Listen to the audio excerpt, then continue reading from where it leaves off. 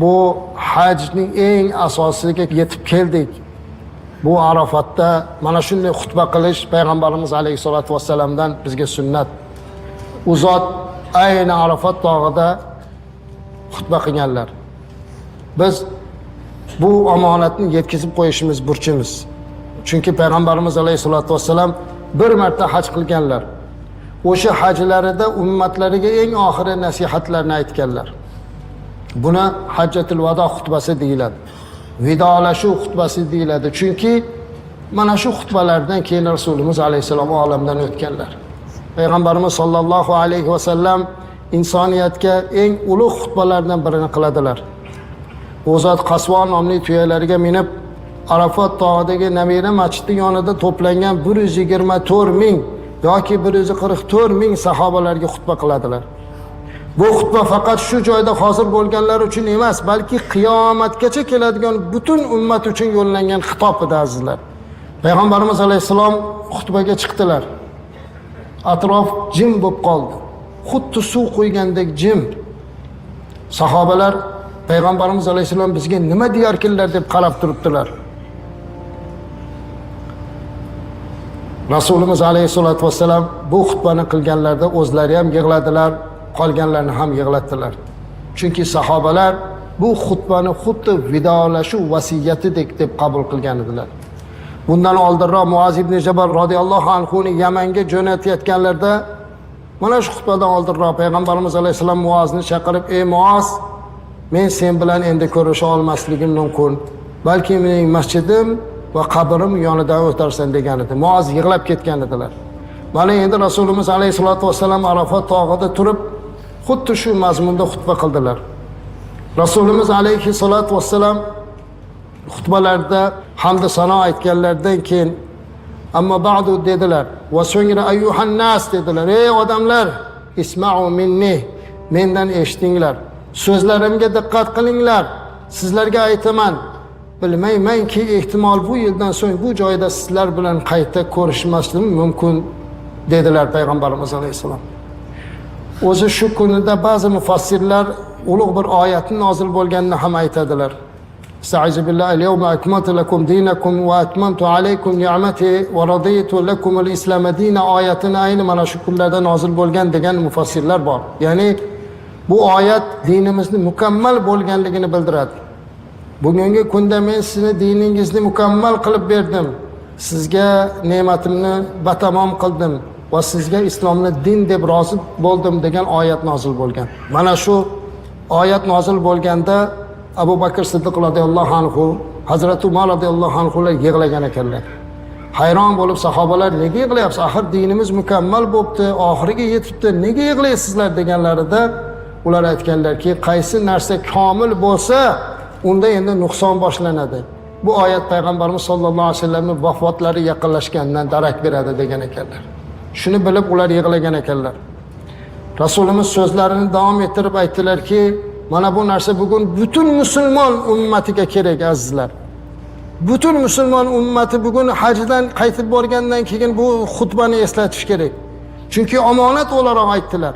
Rasulimiz aytdilarki, "Fa inna dima'akum wa amwalakum wa a'radakum alaykum haramun ka hurmati yawmikum hada fi baladikum hada fi shahrikum hada" dedilar. Ey musulmonlar deyaptilar. Sizlarni bir-birlaringizni qoningizni to'kishingiz, bir-birlaringizni mollaringizni nohaq yeyishingiz, bir-birlaringizni obro'laringizni to'kishingiz xuddi mana shu oy harom qilinganidek, bu makon harom qilinganidek harom qilindi dedi. Biz hozir bu yerda turib bitta chivinni o'ldirishlikdan o'zimizni ehtiyot qilyapmizmi? Bitta ko'chat, bitta giyohni gulishlikdan o'zimizni saqlayapmizmi? Rasulimiz alayhisalom aytibdilarki, xuddi shuningdek bir-biringizni qoningizni to'kish, bir-biringizni obro'yingizni to'kish, bir-biringizni molingizni yeyishlik mana shunaqa harom qilindi deyapti. Agar butun musulmon ummati har yili Arafatda mana shu xutbani qayta eshitib, shunga amal qilganda edi, bugun butun dunyoning musulmonlari bir-biriga dushman emas, balki do'st bo'lgan bo'lar edi. Biz bugun hojilik maqomida turar ekanmiz, buni o'zimizga vasiyat qilib olib ketishimiz kerak. Vazifa qilib olib ketishimiz kerak. Rasulimiz alayhissalom ayni shu joyda aytayapti: "Ey, bir-biringizni qoningizni to'kmang. Bir-biringizni molingizni, haqqingizni haromdan yemang. Bir-biringizni obro'yingizni to'kmang" deyapti. Obro'sini to'kish, sharmanda qilish bir-birini, bu ham harom azizlar. Ayni buni mana shu Arafotda turib payg'ambarimiz alayhissalom aytdilar. Va so'ngra yana aytdilarki, albatta yaqinda Robbingizga yo'liqasiz. U zot sizlardan qilgan amallaringizni haqida so'raydi dedilar. Kimning huzurida omonat bo'lsa, uni omonat topshirgan kishiga qaytarsin. Ya'ni musulmon omonatdor bo'lsin, omonatga xiyonat qilmasin. So'ng yana boshladilar. Ayyuhannas dedilar. Ey odamlar dedilar. Azizlar, Rasulimizning so'zlarini yetkazyapman siz uchun. Siz eshiting buni.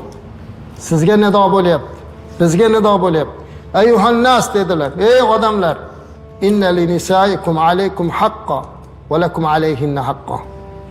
Sizlarda ayollaringizning haqqi bor.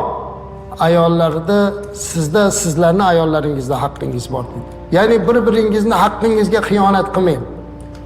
So'ngra Rasulimiz aytdilarki, ayyuhannas, ey odamlar, inna robbakum vahid dedilar. Bilinglarki, Robbingiz birdir. Otangiz birdir. Barchangiz Odam alayhisalomdan tarqalgansiz. Odam alayhisalom esa tuproqdan yaratilgan. Alloh huzurida eng mukarramingiz bu taqvodoringizdir. Arabni ajamdan ustunligi yo'q dedilar. Azizlar, 14 asr muqaddam aytibdilar. Laysa li arabiyyin ala ajamin fadl illa bit taqvo. Arabni ajamdan afzalligi yo'q, magar ham afzallik bu taqvoda deyapti. Kim Allohdan ko'proq qo'rqsa, taqvo qilsa, ana shu Allohning huzurida mukarramroq dedilar. So'ngra Rasulimiz aytdilarki, ala hal ballagtu dedilar. Sahobalar, ogoh bo'ling. Men sizlarga yetkazdimmi dedilar. Yetkazdingiz deydilar. Allohim ishhad dedilar. Allohim sen guvoh bo'l dedilar. Men omonatni yetkazdim dedilar. Azizlar, mana shuni aytarkan aytdilar. Falyuballigh ash-shahidu al-g'oiba dedilar. Endi dedilar, mana shu joyda bo'lganlar bo'lmaganlarga yetkazsin dedilar. Ya'ni omonatni tashlab ketdilar. Biz bugun mana shu omonatni sizga yana qayta yetkazdik.